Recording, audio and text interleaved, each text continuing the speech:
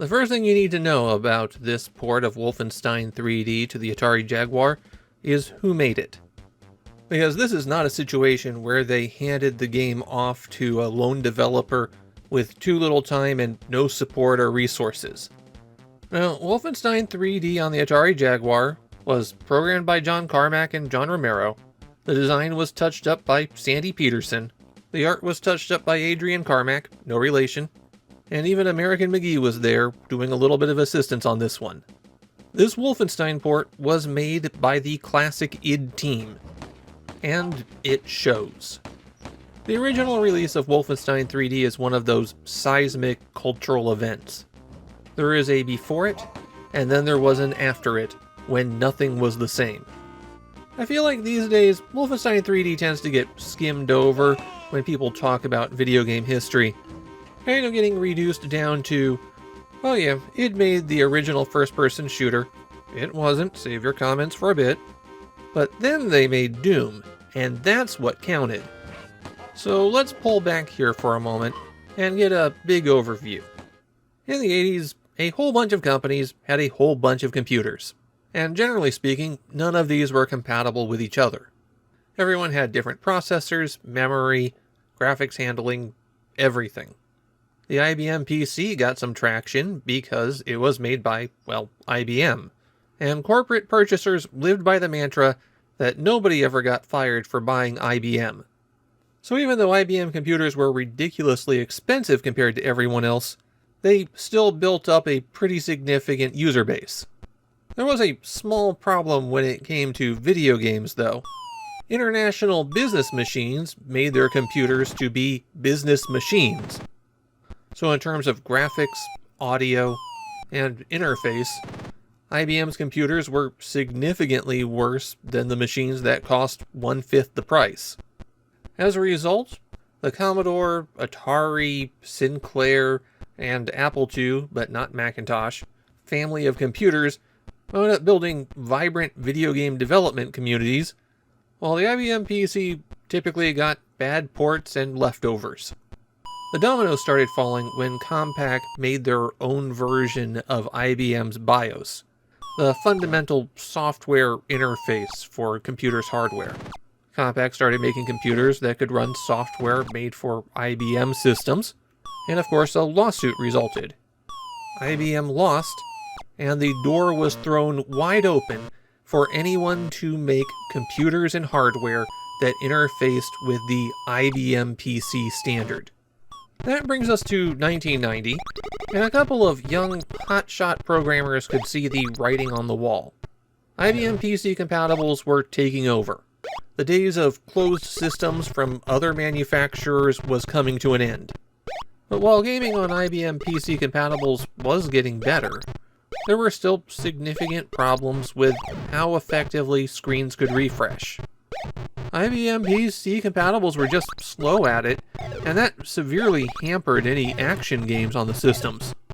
Well, one of those programmers, John Carmack, figured out a way to rapidly change part of the screen, just enough to allow smooth scrolling. That kind of smooth scrolling was a fundamental part of video games for a full decade at that point, and the IBM PC platforms, with all of their power, were just terrible at it, until this trick was figured out. After trying to sell the concept to Nintendo for a Super Mario Bros. 3 PC port, a small team of their co-workers were formed, and they created Commander Keen. In 1990 on computers, Commander Keen was a very big deal. IBM PC compatibles went from, well, I guess they can do adventure games, RPGs, strategy games fine, but arcade and console-style action is right out, to action games actually being viable on the platform. Commander Keen was one of the first shots in the PC gaming revolution that was going to run through the 90s. So where do you go once you've revolutionized computer gaming? Well, you do it again. John Carmack went straight back to coming up with technical tricks, and devised a more efficient way of drawing the first-person perspective of a maze. He could do it fast enough that you could freely roam around. You weren't constrained to individual square step movements. The walls had a texture rather than being flat polygons. and your view of the world occupied a large portion of the screen rather than a tiny box. This revolutionary technology was incorporated into the game Catacombs 3D. It was a pseudo-remake of a game that the group had already done, taking the gauntlet-style action and putting the player view in the maze. And with that, all of the pieces were in place for Wolfenstein 3D. A rapidly growing market of IBM PC-compatible owners, technology in those computers improving dramatically year by year, and a group of hotshot maverick young developers who had more efficient graphics software routines for the PC-compatible than anyone had ever seen. Routines that didn't just catch the PC up to its competitors, but surpassed them. The group drew inspiration from a popular computer game of the 80s, Castle Wolfenstein. It was a game about a commando stealthily infiltrating a castle full of Nazis during World War II. During development, all of the stealth was stripped out of Wolfenstein 3D, as they just wanted to stick with action. The book Masters of Doom claims that the Wolfenstein trademark was defunct, so they just took it. Though I've also read interviews with the id crew from the 90s that claims that they purchased the name from the person who retained it after the original company folded. Regardless of which way it was, Wolfenstein 3D got its name because it was both Castle Wolfenstein in 3D and the third Wolfenstein game. The game placed the player in the role of that commando escaping from the titular castle, gave them some guns, and said, "Go kill a ton of Nazis." It was the early 90s, you didn't need more than that. Commander Keen had been a huge hit. Wolfenstein 3D was earth-shattering. In many ways, it rewrote the computer game industry, and by extension, computers in general. Wolfenstein was one of the hottest games in the world, and the only thing that was capable of playing it was a PC. The platform that no one had wanted 5 years previously was now at the center of technological growth. There was a tendency to discount entertainment as a reason for having a computer, but the attention that Wolfenstein 3D was getting, and it was getting a lot of attention, helped drive the adoption of the IBM PC compatible. Would tech have developed along the same lines without Wolfenstein 3D? Maybe, but it's far from a sure thing. It wound up doing a whole lot of Wolfenstein 3D stuff, additional stages, and a kind of sort of sequel. And as they got to work on their next big game, Atari came to id looking for a game. But not the game you're thinking of. Atari wanted something in the Commander Keen mold. They wanted a mascot for their company, and they wanted that mascot to star in a platform game. So while id was developing another game that would become big, it started development on Pounce. There's not much known about it. It was likely intended to be a Lynx game, though not the same Pounce for the Atari Lynx that an early prototype exists for. And it doesn't seem to have gotten past the concept stage. But that was the first connection between Atari and id. id finished their next 3D game, and then right after that is when the Jaguar enters the picture. Atari needed a hit. id Software now had 3 hits, including one that came out almost simultaneously with the Jaguar itself. As long as they were done with that other little game, maybe they'd like to port Wolfenstein 3D to the Jaguar? Atari pulled up with not really a dump truck full of money, but enough to justify spending a couple of months porting the game for them. And most importantly, Atari would let id do what they wanted. You see, Atari weren't the first people who came to id hat in hand to beg for a port of their popular game. Nintendo got there first. Well, it was Imagineer who commissioned the port to the Super Nintendo, but it was Nintendo who made demands for changes to the game. These modifications scaled back a lot of the violence, and id were not happy about it. So Atari offering 3 times as much money to make a port, and letting them do it the way that they wanted? Of course id went for it. And that's how we got here, the most important and revolutionary game of 1992, as the 6th game for the Atari Jaguar, reaching shelves 9 months after the console's launch. How'd it turn out? Well, I'd say that if you wanted to play Wolfenstein 3D, then the Jaguar version is probably the best version to play.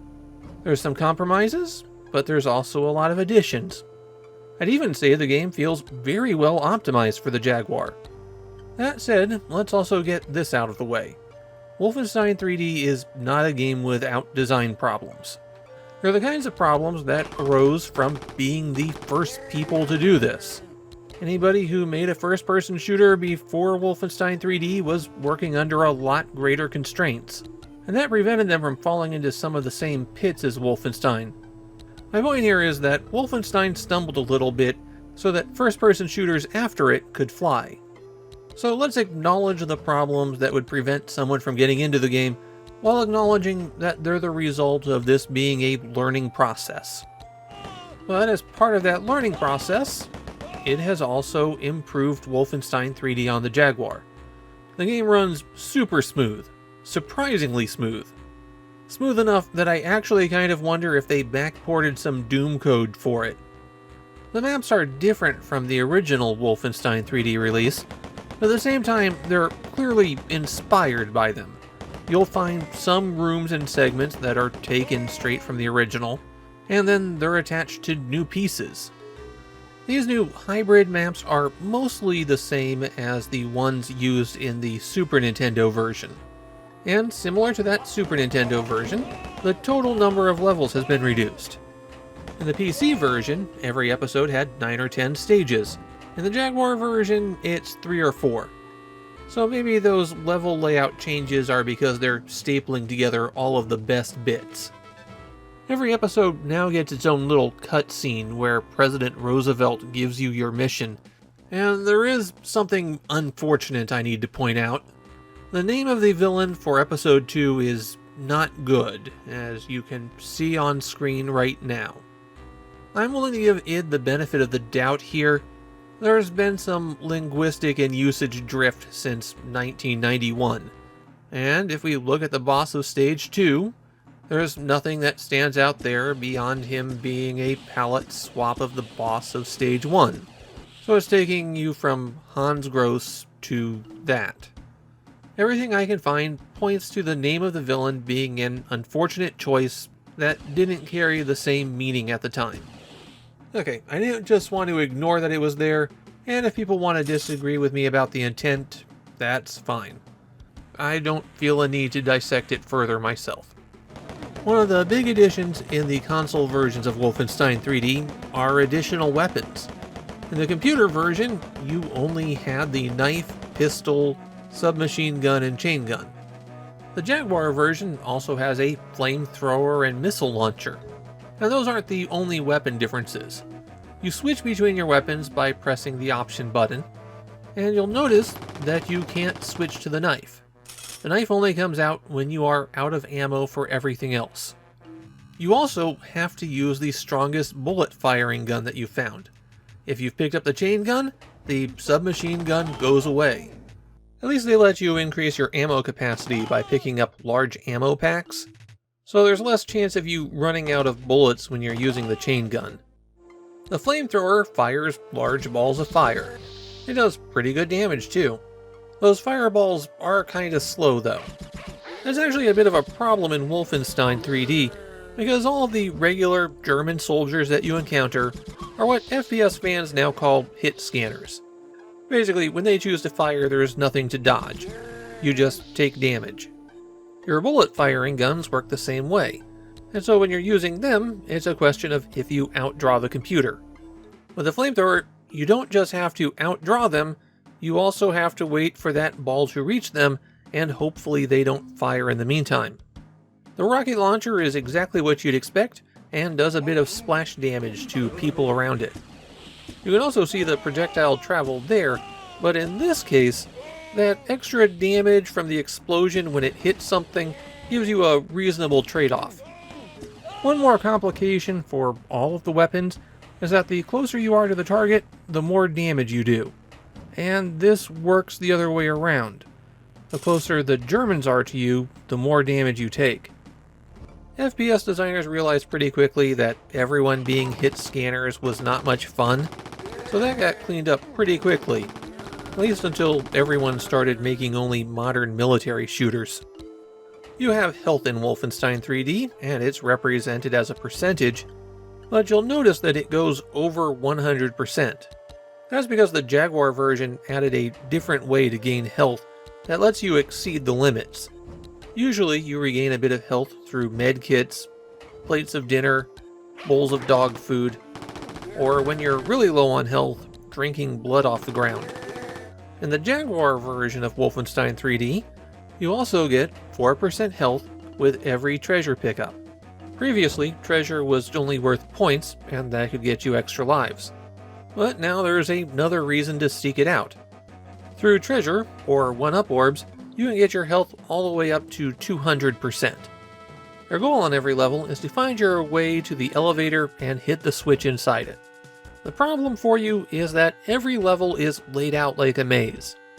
And this is another issue with Wolfenstein 3D that other people learned from. While there is some variation in what the walls look like as you progress through the game, for the most part, every level looks the same. When you're building with square blocks, and you only have 4 different kinds of enemies to place around your map, the things can become repetitive really quickly. To id's credit, I think they did the most reasonable job possible of creating identifiable environments in their engine.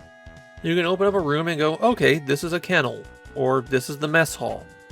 But there's also a lot of big empty rooms that don't seem to have any purpose or identifiable landmarks.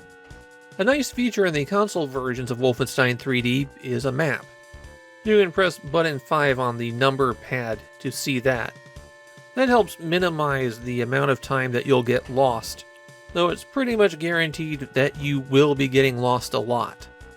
That auto map also helps you identify secret rooms, which you can open up by pressing against a wall tile and then hitting button C. If that's a secret door, then that block will move backwards until it hits something. Ideally, there's some kind of useful landmark that'll help you spot places where there might be something, but realistically you're just going to be pushing against the wall and hitting C over and over again until something moves. So that's why I've got really low secret percentages for my playthrough. A lot of footage with the camera mashed up against the wall would be really boring. In the Jaguar version of Wolfenstein 3D, you can save your progress wherever you like, just like with the computer version. Buttons 1, 2, and 3 on the number pad correspond to save slots, though you'll have to load them from the main menu. If you get killed, then you go back to the start of the stage, but you're stripped of your weapons and reduced to just the pistol, knife, and a handful of bullets. Early on, it's not too difficult to climb out of that hole, but later on it can be extremely difficult to rearm yourself before you encounter a lot of nasty enemies. If you play Wolfenstein 3D on the Jaguar and you want more Wolf, well, good news. There's enough Wolfenstein out there to choke you to death. Nearly 100 levels made by id themselves between the original episodes and Spear of Destiny, a reboot of the series that was very much a first-person shooter of 2001, a reboot of the series that was very much a first-person shooter of 2009, a reboot of the series that was very much a first-person shooter of 2014, a reboot of the series that was... Oh, hang on a second, these aren't reboots. Don't worry, I think we're due for another reboot anytime now. And of course, the Jaguar gets another port of a game id created, and it arrives on the Jaguar only 4 months after this. Like I said early on, if you want to play Wolfenstein 3D, the Jaguar port is a great way to do it. Wolfenstein always gives people trouble when they go back to revisit it, because those sprawling levels that all look the same become pretty tiring before you've done even half of them. Well, on the Jaguar itself, it has essentially made a greatest hits version of Wolfenstein. It still has the flaws that people are going to learn from and improve on, but in some ways, this is a version of Wolfenstein that has learned those lessons, and made as much progress toward resolving them as it could. Wolfenstein 3D is a foundational title, not just in the history of video games, but the history of computing. This Jaguar version is a perfect way to experience it.